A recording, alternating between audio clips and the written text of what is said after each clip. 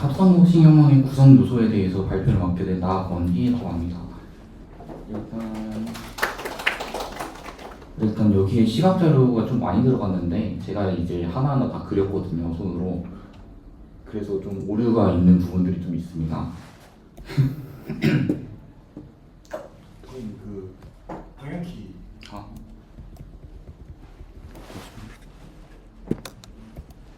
됐습니다.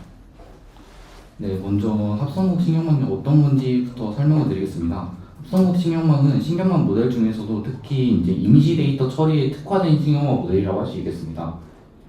그래서 이제 그렇습니다.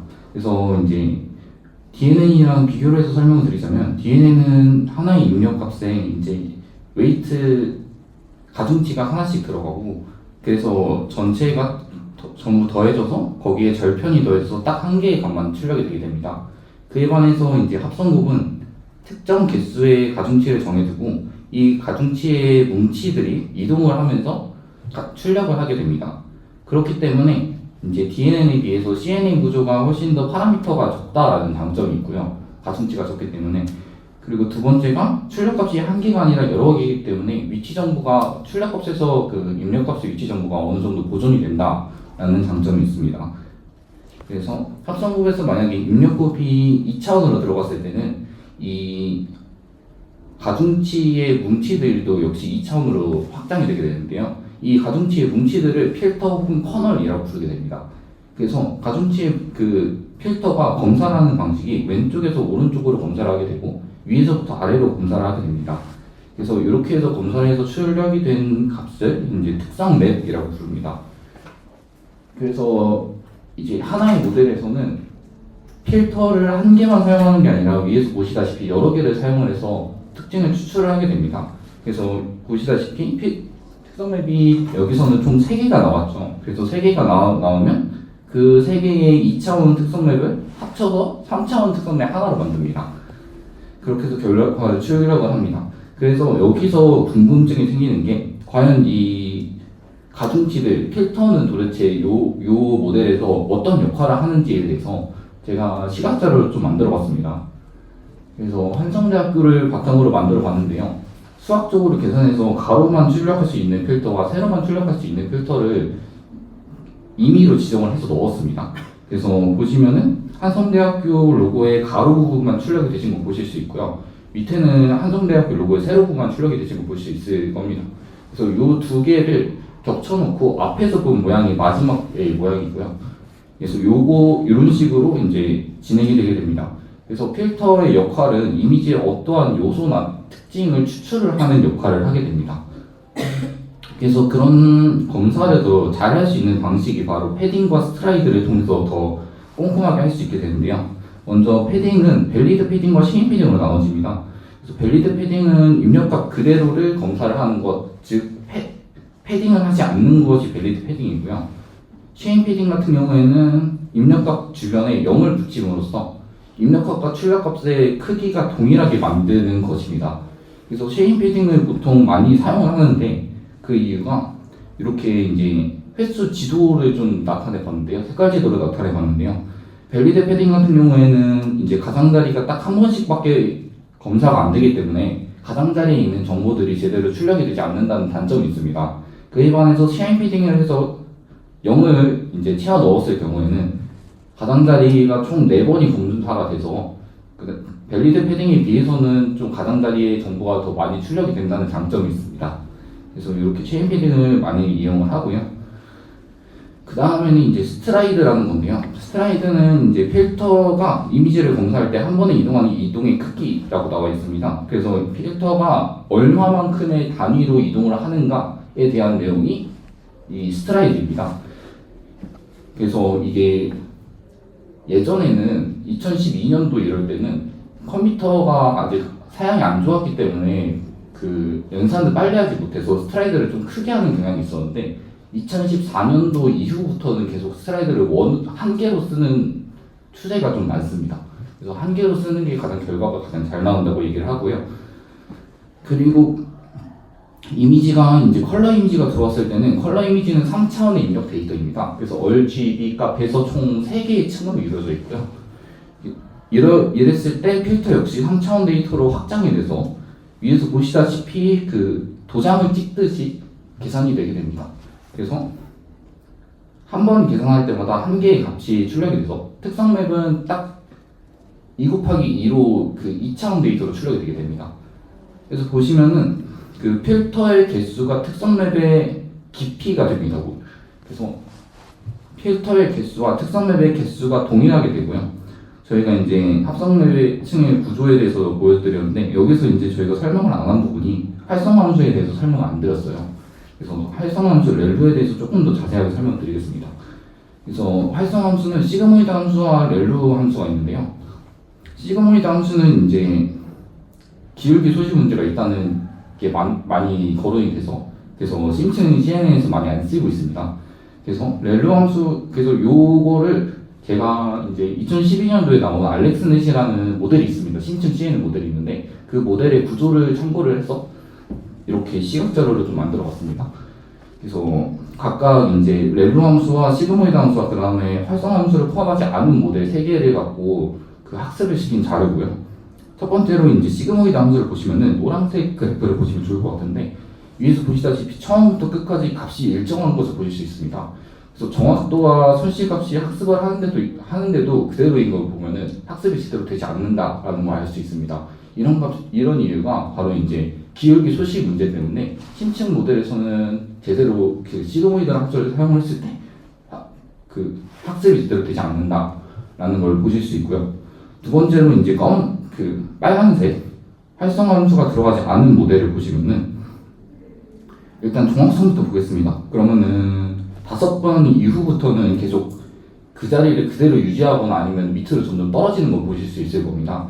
이런 이유가 이제 선형적 결합으로 되어 있는 모델이다 보니까 그 비선형적 결합이 구조가 안 돼 있어갖고 더 복잡한 패턴을 풀어내지 못하는 상황이 생깁니다. 그래서 좀 그러니까 간단한 데이터에 대해서는 학습이 어느 정도는 가능한데 데이터의 값이 어려워지기 시작하면은 이렇게 학습이 되지 않고 일정 수준에서 머무르게 됩니다. 그리고 두 번째로 이제 손실값을 보시면은 5 이상부터 점점 올라가는 걸 보실 수 있는데 이거는 이제 기울기 폭주라는 문제로 그 마이너스 즉 노이즈들이 제대로 제거가 안 되면서 오히려 그 부분에서 학습이 오류가 나고 있는 것을 보실 수 있습니다.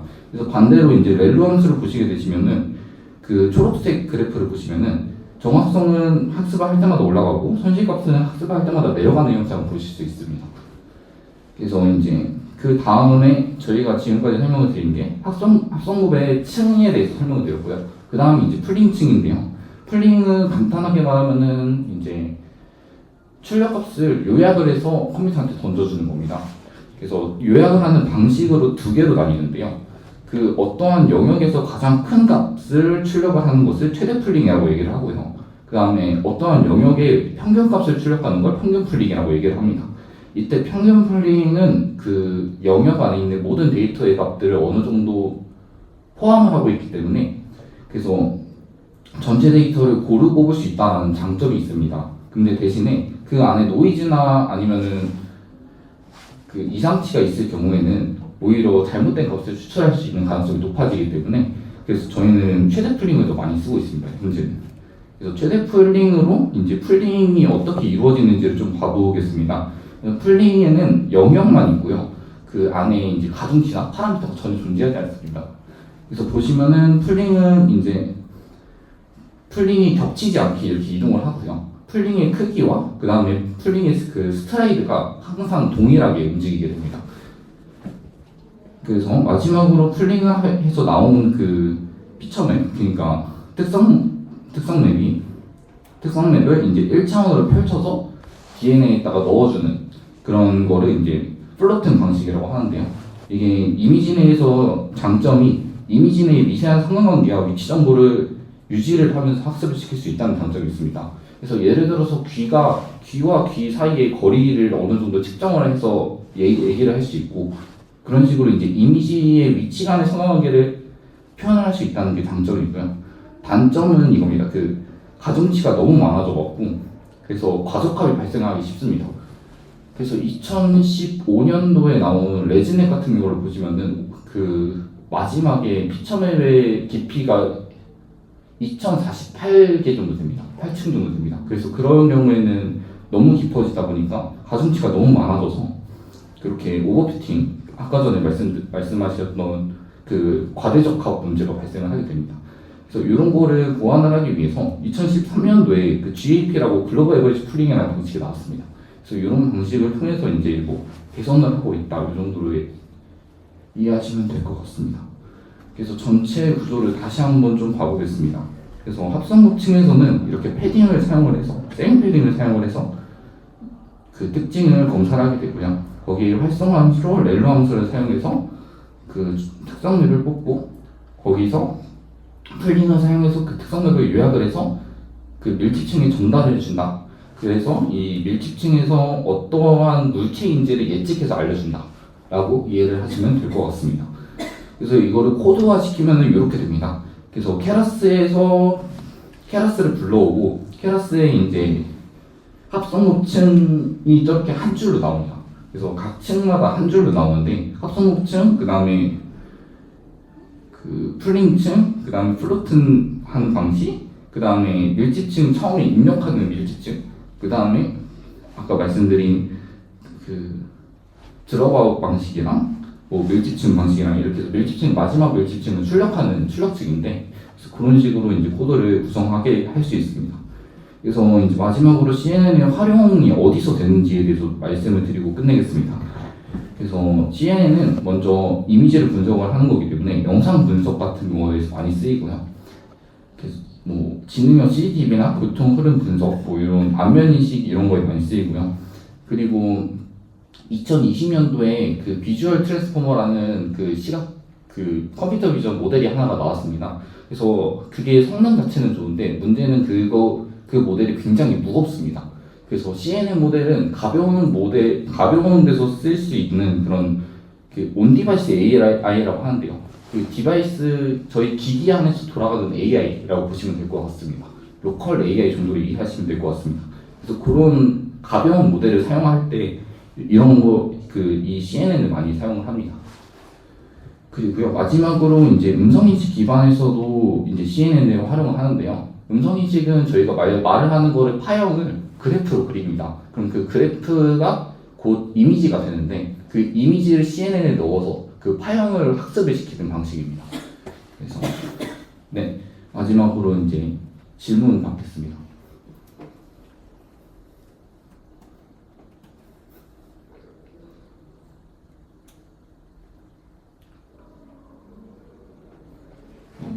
없으시면 감사합니다.